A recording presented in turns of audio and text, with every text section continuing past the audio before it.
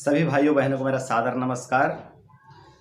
तो आज की इस वीडियो में मैं आप लोगों को द्राक्षासव एवं द्राक्षारिष्ट के फायदे बताने वाला हूँ। तो द्राक्षासव एवं द्राक्षारिष्ट के बारे में पूरी विस्तार से जानकारी लेंगे। इनका तासीर क्या है, इनका गुण धर्म क्या है, ये किन किन रोगों पर कार्य करते हैं, इसके बारे में पूरी जानकारी देंगे इस वीडियो में।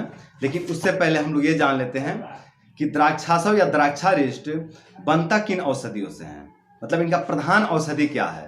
तो देखिए दोस्तों, द्राक्षासव या द्राक्षारिष्ट बनाने के लिए जिससे प्रधान औषधि का प्रयोग किया जाता है वो औषधि है द्राक्षा, जिसको मुनक्का भी कहते हैं। तो ये जो मुनक्का है, द्राक्षा है, यही इसका प्रधान औषधि है। और इसके साथ साथ इसमें धाय का फूल का, दालचीनी का, नाग केसर का, तेज पत्ता का, इलायची का, सौंठ का, पिपली का आदि का भी प्रयोग किया जाता है। और द्राक्षारिष्ट में बाय बिडंग का भी प्रयोग होता है और द्राक्षासव में बाय बिडंग का प्रयोग नहीं होता है। बाय बिडंग जो है ये एक कृमिनाशक औषधि है, मतलब पेट के कीड़े को मारने में मदद करती है। तो द्राक्षारिष्ट में बाय बिडंग होता है और द्राक्षासव में बाय बिडंग नहीं होता है। यही थोड़ा सा औषधियों का कुछ अंतर है दोनों में। बाकी दोनों का गुण धर्म तासीर लगभग सेम है। दोनों का कार्य भी लगभग सेम ही है। बनाने का प्रोसेस भी लगभग सेम ही है, बस कुछ औषधियों का अंतर है। तो यही थोड़ा सा अंतर है, बाकी कोई विशेष अंतर नहीं है। दोनों का कार्य भी सेम है। तो मैं दोनों के ही बारे में बात करूंगा इस वीडियो में। आप द्राक्षासव लेकर के सेवन करिए या द्राक्षारिष्ट लेकर के सेवन करिए, दोनों का प्रभाव सेम ही होगा आपके बॉडी पर। बहुत थोड़ा सा का अंतर है, ठीक है। तो अब हम बात करते हैं कि द्राक्षासव या द्राक्षारिष्ट का तासीर क्या है। क्योंकि अगर हम तासीर जान गए ना तो बहुत कुछ स्पष्ट हो जाता है, किसको देना है, किसको नहीं देना है, किन बीमारियों में काम करेगा, किस दोष में काम करेगा, ये पूरा लगभग स्पष्ट हो जाता है। तो द्राक्षारिष्ट की अगर तासीर की बात करें या द्राक्षासव की तासीर की बात करें तो ये तासीर में थोड़ा सा गर्म होता है दोस्तों, बहुत थोड़ा सा गर्म होता है। इतना भी गर्म नहीं होता कि आप पिए तो आपके पेट में जलन होने लगे, आग लग जाए, बिल्कुल दाह होने लगे या शरीर बहुत ज़्यादा गर्म हो जाए, ऐसा नहीं होगा। हाँ, इतना ही होता है कि अगर पित्त रोग में सावधानी पूर्वक ना प्रयोग करें तो थोड़ी सी समस्या बढ़ जाती है या फिर काम ही नहीं करेगा। यही इसका दुष्प्रभाव हो सकता है अगर हम दोषों को ध्यान में ना रख कर ले तो। बाकी इसका कोई विशेष दुष्प्रभाव नहीं होता है। तो इसका तासीर बस थोड़ा सा गर्म होता है, बस इतना समझ लीजिए, बहुत ज़्यादा गर्म नहीं होता है। अगर गुण की बात करें तो ये ग्राही है और वाता अनुलोमक है और जठर अग्नि को बढ़ाता है, यानी अग्निवर्धक है और बलवर्धक है। ग्राही मतलब मल को बांधने वाला है और वाता अनुलोमक मतलब वायु को सरकाता है। तो ग्राही होने के कारण जिनको बार बार दस्त होता है उनके लिए बेनिफिशियल है, उनके लिए बहुत अच्छा जो है कि औषधि है ये ग्राही होने के कारण।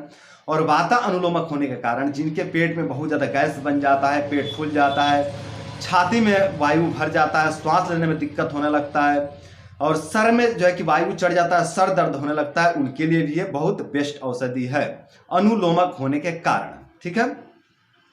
अग्निवर्धक है, तो जिनकी अग्नि जो है कि मंद हो गई है, अग्नि मंद होने के कारण खाना नहीं पचता है या फिर बहुत ज़्यादा ब्लोटिंग होता है, गैस बनता है या फिर म्यूकस आने लगता है, बहुत ज़्यादा चिकचिका शौच लैट्रिन बनता है, तो उनके लिए भी ये बेस्ट है अग्निवर्धक होने के कारण। और अग्निवर्धक है तो इससे बहुत सारे बीमारियों में काम कर जाता है, जैसे कि अर्श, बवासीर, तो इसमें भी ये काम कर जाता है। अब चाहे द्राक्षासव ले या द्राक्षारिष्ट ले, दोनों का प्रभाव सेम है दोस्तों। मैं दोनों का ही बेनिफिट बता रहा हूँ, किसी एक का बेनिफिट नहीं बता रहा हूँ, ठीक है। तो ये आप क्लियर रखिएगा।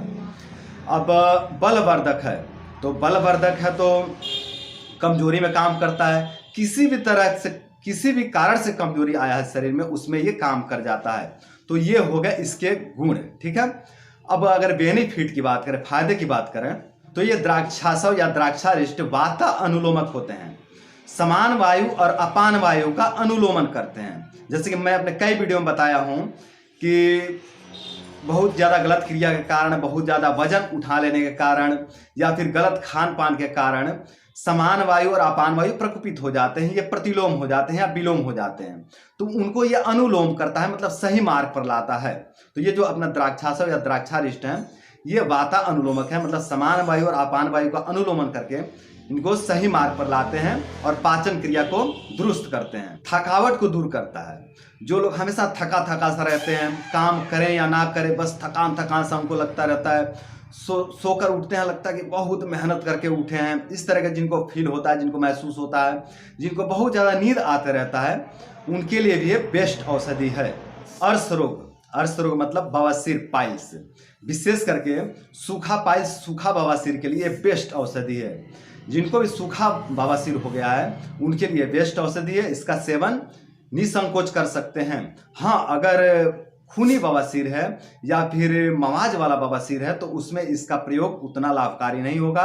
अगर खूनी बवासीर में इसका प्रयोग करते हैं तो संभावना है कि ये खून को थोड़ा सा बढ़ा दे, क्योंकि ये लिक्विड औषधि है और थोड़ी सी गर्माहट है इसमें। मैं पहले बता दिया कि ये पित्त रोगों में काम नहीं करेगा। गर्माहट है तो इसका मतलब है कि ये पित्त रोगों में उतना अच्छा कार्य नहीं करेगा या फिर थोड़ी सी क्षति भी पहुंचा सकता है।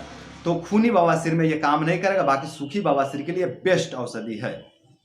पार्श्वशूल रोग का मतलब पसलियों में, जो दोनों साइड की जो पसली हैं, इसमें दर्द होता है। विशेष करके ये दर्द टीबी के पेशेंट में देखा जाता है, या फिर जो बहुत ज़्यादा क्षीण हो जाते हैं, जिनका शरीर बहुत ज़्यादा क्षय हो जाता है, उनके अंदर भी ये दर्द देखने को मिलता है। तो ये पार्श्वशूल रोगियों के लिए भी बेस्ट औषधि है। जिनको भी पसलियों में दर्द हो रहा हो, पसलियों में कांट चुभने जैसा दर्द हो रहा हो या छेदने जैसा दर्द हो रहा हो, वो लोग अगर इसका सेवन करें तो बहुत अच्छा लाभ मिलता है। धीरे धीरे पसली का दर्द खत्म हो जाता है।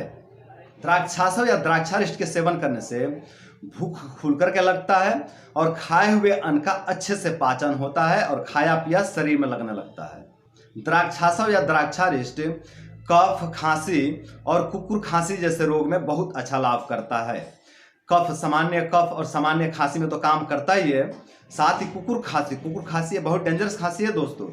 इसमें आदमी कुत्ता के जैसा खांसने लगता है, बहुत फेफड़े से जोर का धाड़ धड़ का खड़ खड़ का आवाज आता है। ये बहुत बेकार, मतलब बगल वाला भी डर जाता है इस खांसी से, इतना खराब खांसी होता है। तो उस खांसी में भी ये बहुत अच्छा लाभ करता है द्राक्षासव या द्राक्षारिष्ट। तो जिनको भी इस तरह की समस्या होता है कि बहुत ज़्यादा खांसी आता है और खांसी लंबे समय तक रहता है, ये खांसी कुकुर खांसी में बदल जाता है, तो उन लोगों को द्राक्षासव या द्राक्षारिष्ट का सेवन जरूर करना चाहिए। फेफड़े और हृदय को बलवान बनाता है।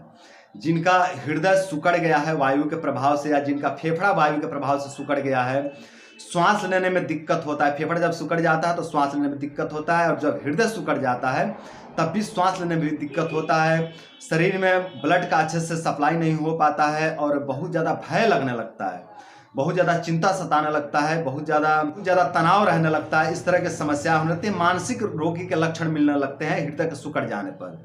तो हृदय जिनका सिकुड़ गया, जिनका फेफड़ा सिकुड़ गया है, वो लोग अगर द्राक्षासव या द्राक्षारिष्ट का सेवन करें तो धीरे धीरे उनका फेफड़ा और हृदय खुल जाता है, पूरा जो है कि सॉफ्ट हो जाता है, मुलायम हो जाता है हृदय और फेफड़ा। तो जिनको भी लगता है कि मेरा हृदय छोटा हो गया है, हृदय सिकुड़ गया है या फेफड़ा सिकुड़ गया है, श्वास लेने में दिक्कत होता है या बहुत ज़्यादा भय लगता है, तो उनको द्राक्षासव या द्राक्षारिष्ट का सेवन जरूर करना चाहिए। द्राक्षासव या द्राक्षारिष्ट राजयक्षमा रोग में भी बहुत अच्छा कार्य करता है। वैसे तो राजयक्षमा एक विषाणु का रोग है। विषाणु मतलब इसमें ट्यूबरक्लोसिस नामक विषाणु वायरस का संक्रमण हो जाता है, जिसके कारण राजयक्षमा रोग होता है। तो इस विषाणु के रोग में, इस ट्यूबरक्लोसिस में भी द्राक्षासव या द्राक्षारिष्ट बहुत अच्छा कार्य करता है। शरीर को बल देता है, शरीर की रोग प्रतिरोधक क्षमता बढ़ाता है और ट्यूबरक्लोसिस से लड़ने की क्षमता देता है ये द्राक्षासव या द्राक्षारिष्ट। तो जब आयुर्वेद में टीबी का चिकित्सा किया जाता है तो वहाँ पे द्राक्षासव का या द्राक्षारिष्ट का भी प्रयोग जरूर किया जाता है इस अन्य औषधियों के साथ में। तो जिनको भी लगता है कि मुझे टीबी हो जाएगा, जो लोग बहुत ज़्यादा कमज़ोर हो जाते हैं, उनको टीबी का भय सताने लगता है, तो जिनको भी ऐसा लगता है कि हमको आने वाले समय में टीबी हो सकता है या टीबी से डर लगता है, या कई बार ऐसा होता है कि गांव में किसी को टीबी हो जाए तो कमज़ोर लोग डर जाते हैं। तो अगर ऐसा आपको डर लगता है तो आप द्राक्षासव या द्राक्षारिष्ट को लेकर के इसका सेवन करते रहिए। मैं वीडियो के अंत में बता दूंगा कि इसका सेवन विधि क्या है, इसको किस तरह से सेवन करना है, ये मैं वीडियो के अंत में बता दूंगा। अभी आप लोग चिंता ना करें, थोड़ा धैर्य रख करके पूरे वीडियो को देख लीजिए। द्राक्षासव या द्राक्षारिष्ट IBS में भी कार्य करता है, बहुत अच्छा कार्य करता है। विशेष करके IBS-C में बहुत अच्छा कार्य करता है। जिनको IBS-C हो जाता है, कब्ज वाला IBS, कब्ज वाला संग्रहणी, उनके लिए बेस्ट औषधि है। मैंने बताया कि ये वाता अनुलोमक है। मतलब वायु को नीचे लेके जाता है, समान वायु और अपान वायु के नीचे लेके जाता है। तो वायु के साथ साथ ये मल को भी नीचे सरका देता है। तो जो लोग भी IBS-C से परेशान है वो लोग भी इसका सेवन करके अपने IBS-C को धीरे धीरे धीरे धीरे पूरी तरह से ठीक कर सकते हैं। और साथ ही साथ ये सामान्य कब्ज में भी काम करता है। जिनको IBS नहीं है, जिनको सामान्य कब्ज हो गया है, सामान्य कब्ज रहता है, मल बिल्कुल सूख जाता है, लकड़ी जैसा कठोर हो जाता है और निकलने का नाम ही नहीं लेता है, निकलता है तो बिल्कुल गुदामार्ग को चीरा लगा देता है, फाड़ देता है, खून आ जाता है गुदामार्ग से, उनके लिए भी ये बेस्ट औषधि है ये द्राक्षासव या द्राक्षारिष्ट। तो जिनको भी बहुत ज़्यादा सख्त मल निकलता है, जिनका मल बहुत सूख जाता है पेट में और मल सूखने के साथ साथ शरीर भी सूखने लगता है, वो लोग द्राक्षासव या द्राक्षारिष्ट का सेवन जरूर करें। बचपन के गलतियों के कारण या बहुत ज़्यादा परिश्रम कर लेने के कारण या बहुत ज़्यादा पढ़ाई लिखाई कर लेने के कारण या बहुत ज़्यादा चिंता कर लेने के कारण जिनका शरीर दिन प्रतिदिन नष्ट होते जा रहा है, शरीर ड्राई होते जा रहा है, रुक्ष होते जा रहा है, एड़ी फटता है, एड़ियों में क्रैक आ जाता है, होठ फट रहे हैं, शरीर बिल्कुल रूखा रूखा सा हो जाता है और होठ बिल्कुल फट फट से जाते हैं, होठ से खून आता है, इसे शरीर पे ऐसे करने पूरी बिल्कुल धूल धूल मतलब मिट्टी मिट्टी जैसा निकलने लगता है, बिल्कुल चमड़ी छोड़ देता है। उनके लिए द्राक्षासव या द्राक्षारिष्ट बेस्ट औषधि है। उनको द्राक्षासव या द्राक्षारिष्ट का सेवन जरूर करना चाहिए। जिस स्त्री या पुरुष को कमजोरी के कारण नींद नहीं आता है या जिनको बहुत ज़्यादा नींद आता है, हमेशा सोए सोए रहते हैं, हमेशा सोने का ही मन करता है, बिल्कुल फुर्ती रहती नहीं, हमेशा आलस आलस सा रहता है, मन करता है कि बस पड़े रहें, सोए रहें, आंख बंद किए रहें, दिमाग नहीं चलता है, बिल्कुल दिमाग जाम जाम सा रहता है, या ऐसे होता है कि बिल्कुल नींद आती नहीं है। दोनों ही केस में ये बहुत अच्छा कार्य करता है। जिनको बहुत ज़्यादा नींद आती है उनके ऊपर भी ये बहुत अच्छा कार्य करता है द्राक्षासव या द्राक्षारिष्ट। और जिनको नींद बिल्कुल आता ही नहीं है, जो जिनकी आंख का बिल्कुल लिक्विड खत्म हो गया, चिपचिपापन ही खत्म हो गया। देखिए नींद के लिए थोड़ा सा मतलब आंख में स्निग्धता चाहिए होता है, चिकनापन चाहिए होता है, जिससे आंख चिपकता है और नींद आ जाती है। तो ये कई जन में सूख जाता है, आंख चिपचिपापन ही खत्म हो जाता है, तो उनको बिल्कुल नींद नहीं आती है। और कई जन में कफ बढ़ने के कारण चिपचिपापन बहुत ज़्यादा बढ़ जाता है, आंख में भारीपन ज़्यादा बढ़ जाता है, उनकी आंख खुलती नहीं है, वो बिल्कुल ऐसा करके देखते हुए तो ऐसे मतलब बहुत विचित्र ढंग से देखते हैं, आंख उनकी उठती नहीं है, पलक उठती नहीं है। तो उनके लिए भी ये काम कर जाता है, बहुत अच्छा कार्य करता है द्राक्षासव या द्राक्षारिष्ट। दोनों तरह के केस में बहुत अच्छा काम करता है। तो जिनको भी इस तरह की समस्या होती है कि बहुत ज़्यादा नींद आती है या फिर नींद आती नहीं है, वो लोग द्राक्षासव या द्राक्षारिष्ट को सेवन करके अपनी समस्याओं को दूर कर सकते हैं और अपने जीवन को सुंदर, सरल एवं सफल बना सकते हैं और फुर्तीला बना सकते हैं। आधुनिक साइंस के अनुसार, आधुनिक वैज्ञानिकों के अनुसार मुनक्का में एंटीबैक्टीरियल गुण पाया जाता है और ये जो द्राक्षासव या द्राक्षारिष्ट है ये मुनक्का से ही बना है। इसका जो प्रधान औषधि है वो मुनक्का ही है। तो इसका मतलब स्पष्ट है कि ये द्राक्षासव या द्राक्षारिष्ट एंटीबैक्टीरियल गुण वाला है। तो मतलब जिनके पेट में बार बार बैक्टीरियल इन्फेक्शन होता रहता है, जिनको बार बार टाइफी का इन्फेक्शन होता रहता है, मतलब जिनको बार बार टाइफाइड होता रहता है। टाइफाइड जो है दोस्तों ये एक पेट का रोग है। पेट में टाइफी जो नामक जो बैक्टीरिया है उसका इन्फेक्शन होता है। सेलोमेना टाइफी करके एक बैक्टीरिया है जिसका इन्फेक्शन हो जाता है, पेट में संक्रमण हो जाता है, जिसके कारण टाइफाइड होता है। तो जिनको बार बार टाइफाइड होता रहता है, जिनको बार बार एच पाइलोरी का इन्फेक्शन होता रहता है, जिनको बार बार आई कोलाई का इन्फेक्शन होता रहता है, उनके लिए भी ये द्राक्षासव या द्राक्षारिष्ट बेस्ट औषधि है। तो दोस्तों ये थे द्राक्षासव या द्राक्षारिष्ट के बारे में कुछ जानकारी। इसके द्राक्षासव और द्राक्षारिष्ट के और भी बहुत सारे फायदे हैं, लेकिन एक वीडियो में सभी फायदे बता पाना संभव नहीं है। किसी भी औषधि को अगर हम उठाएं तो उसके बारे में पूरी जानकारी एक वीडियो में दे पाना संभव नहीं है। अब बात करते हैं कि द्राक्षासव या द्राक्षारिष्ट का सेवन विधि क्या है। तो देखिए दोस्तों 20 ml द्राक्षासव लीजिए या द्राक्षारिष्ट लीजिए, दोनों में से कुछ जो आपको अच्छा लगे वो लीजिए। द्राक्षासव फिर जो आपको आसानी से सहजता से उपलब्ध हो जाए उसको आप ले लीजिए।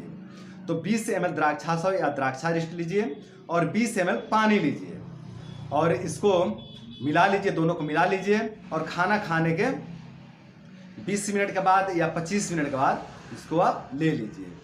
तो ये है इसका सेवन विधि।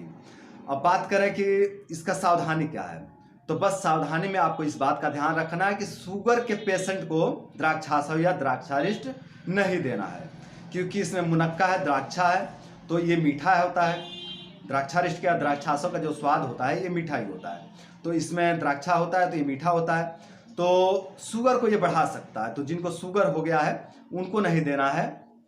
और पित्त के रोगियों में भी इसका थोड़ा सावधानी पूर्वक प्रयोग करना है। या तो प्रयोग ना कराएं पित्त रोग में, या प्रयोग करवाना भी हो तो पानी का मात्रा डबल कर दे। मैंने क्या बताया कि 20 ml पानी और 20 ml द्राक्षारिष्ट या द्राक्षासव रहेगा। लेकिन पित्त रोग में जब प्रयोग कराना हो तो 40 से 50 ml पानी रहेगा और 20 ml या 15 ml द्राक्षारिष्ट या द्राक्षासव रहेगा। तो ये है इसका सावधानी। तो मेरे भाई और बहनों, उम्मीद करता हूँ कि ये जानकारी आप लोगों को अच्छा लगा होगा। और साथ ही ये भी उम्मीद करता हूँ कि इस वीडियो में जो जानकारी दिया हूँ उस जानकारी की मदद से आप लोग अपने रोग दोष बीमारियों को ठीक करेंगे और अपने जीवन को सुंदर, सरल एवं सफल बनाएंगे। तो आज के लिए इतना ही। नमस्कार।